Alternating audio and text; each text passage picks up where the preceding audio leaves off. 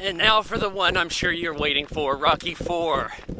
Also written and directed by Sylvester Stallone, starring him as well. What happens now? Okay, things are going alright for Rocky, but Soviet Russia peeks its head up, says it wants a piece of the boxing world. They got their amateur champion, Ivan Drago, played by Dolph Lundgren, a Swedish guy, 6'6", who for, everybody my age is the embodiment of what a Russian looks like, to be honest with you. So, yeah, they have their super fight ready to go, but Apollo Creed steps in and said, hey, I want this guy first.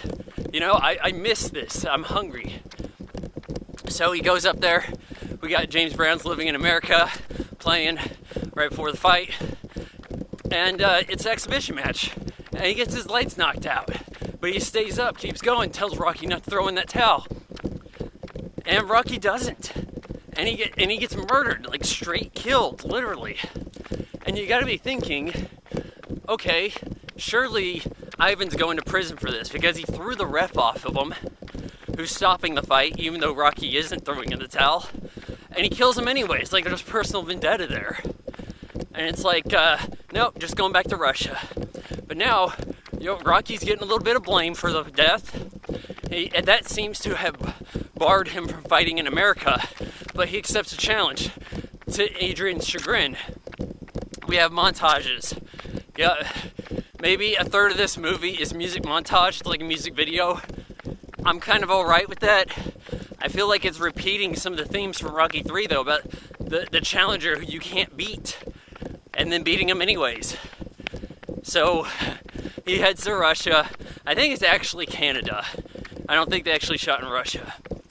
And he trains in the wilderness, while Ivan Drago trains futuristic. Ivan's training is ridiculous. There's like computers they open up and they have like lights flashing inside of them. Like it's something designed out of a 60s Star Trek episode. It's sci-fi just about. Like there's lights beeping in places that represent nothing, I assure you. But we do have the idea that he's doping or taking steroids. That's why he's so big and strong. Punches like twice as hard of any man alive, whatever the hell. But Rocky trains it up old school style. Goes in there, gets booed by the crowd. And, wears him out. Just takes a beating. But, makes sure that he's the one working. So, at the very end, and besides this, Rocky falls down like 100 times in the match. But he knocks Ivan out. The one time he goes down, he's down for the count. And then we have our Russian relations part of the movie. Yeah, I came in here. I want to know how you feel about me. But if I can change, and you can change, then we all can change. Right? And this movie made a lot of money for Sylvester Stallone. I think that paired with Rambo First Blood Part 2, we have his best year of box office revenue. But maybe he went to the beat the Russians well a little too much. And maybe that's why by the time we get to Rambo 3, straight up beating the Russians, that's the point at which America's had enough. Because Berlin Wall comes down, it's like time to look at the next threat. I think Rocky IV is okay. I certainly watch it on occasion.